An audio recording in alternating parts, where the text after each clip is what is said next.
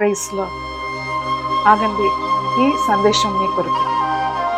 ఒక దేవుని నుంచి బలంగా వాడబడిన చార్ల్స్ ఫిన్నీ గారి గురించి మనం ఈరోజు తెలుసుకుందాం. ఈయన ఒక లాయర్గా ఉన్నారండి. రోమన్ క్యాథలిక్ సంఘంకి వెళ్ళేవారు. ఆయనకి ఒకరోజు ఆయన రక్షించబడినారా అని ఒక ప్రశ్న ఆయనలో వచ్చిందండి. అప్పుడు ఆయన ఒకరోజు ఇంటికి వెళ్ళి తలుపులంతా వేసుకొని లైట్లంతా ఆఫ్ చేసి ప్రార్థన చేయడానికి ఆరంభించారండి. అప్పుడు చూడండి, అక్కడ చీకటిగా ఉండే ఆ రూమ్లో దేవుడు ప్రసన్నత దిగింది.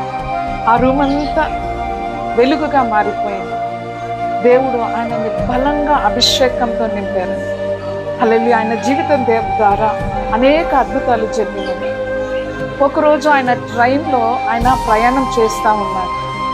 ప్రయాణం చేస్తూ ఉంటే ఒక స్టాప్ వచ్చింది. ఆ స్టాప్ పేరు ఏమంటే అవుట్ టోన్ అని చెప్పేసి.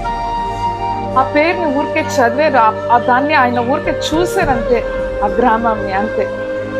అప్పుడు చూడండి ఏం జరిగింది తెలుసా అండి. అనేకులు పబ్లో కూర్చొని ఉన్నారు, అనేకులు బార్లో కూర్చొని ఉన్నారు, అనేకులు సినిమా హాల్లో కూర్చొని ఉన్నారు. ఈ అభిషేకము, హల్లెలూయా, ఈ చార్ల్స్ ఫిన్నీ గారి పైన ఉండే అభిషేకము ఎక్కడో దూరంగా ఉండేవాళ్ళని తాకిందంటే అంతే. చూడండి, అక్కడ వాళ్ళు మారు మనసు పొందుతూ ఏడుస్తూ వాళ్ళ పాపంని వాళ్ళు ఏం చేశారంట, దేవుడి దగ్గర ఒప్పుకున్నారు. హల్లెలూయా. ఈయన వస్తున్నారంటే దూరంగా ఉండే వాళ్ళకి కూడా తెలిసిపోతుందంట.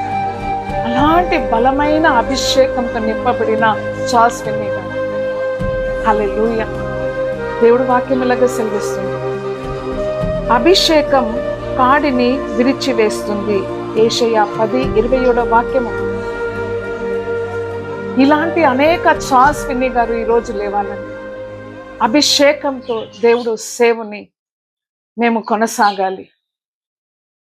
ఈ సందేశం చూస్తున్న ప్రతి ఒక్కరు దేవుడు అభిషేకం పొందుకుని దేవుడి కొరకు బలంగా వాడబడును గాక. ఆమేన్, ఆమేన్.